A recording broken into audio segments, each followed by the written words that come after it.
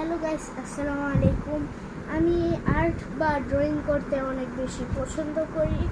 আর আমার সবচেয়ে আর্ট পিসের মধ্যে সবচেয়ে সুন্দর যে আর্ট পিসটা আছে তা হলো এই কাবা শরীফটি। আর এছাড়া আমার আরও অনেক অনেক আর্ট আছে, আমি চাই ওইগুলো আপনাদেরকে দেখাতে, কিন্তু আজকে দেখানো সম্ভব না, কারণ আমি এভাবেও শর্টস ভিডিও বানাই।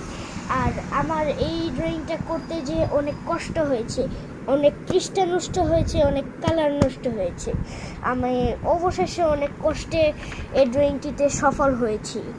সো গাইস, আর হলো এই ড্রয়িংটাতে আমার আঁকতে আঁকতে প্রায় 2 ঘন্টা 3 ঘন্টার মতো লেগেছে, কারণ আমার এই আর্ট পিসটাতে অনেক রঙও অপচয় হলো, অনেক বেশি খাতাও অপচয় হলো।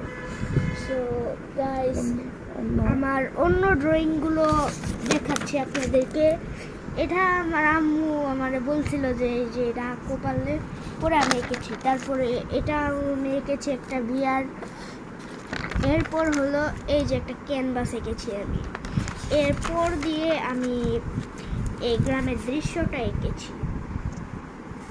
তারপর আমি এঁকেছি ডোরিমনটা, এই কিউট ডোরিমনটা এঁকেছি। তারপরে কিউট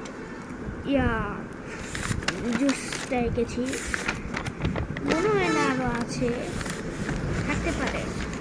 তারপরে এই যে এটা হলো একটু আমি সুন্দর করে আঁকার চেষ্টা করছিলাম, আর এটা আপনি আমার ফেসবুকে গেলে পেয়ে যাবেন ছবিটি। আর এটা আমি আঁকতে যে ফেল হয়ে গিয়েছি গাইস, কারণ আমার সময় ছিল না।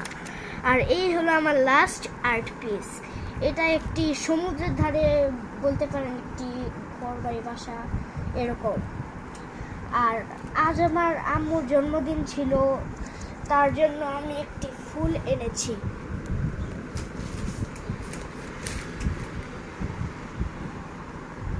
তো এই হলো সেই ফুল, আমি আমার মায়ের জন্মদিনের জন্য এই ফুলটি এনেছি।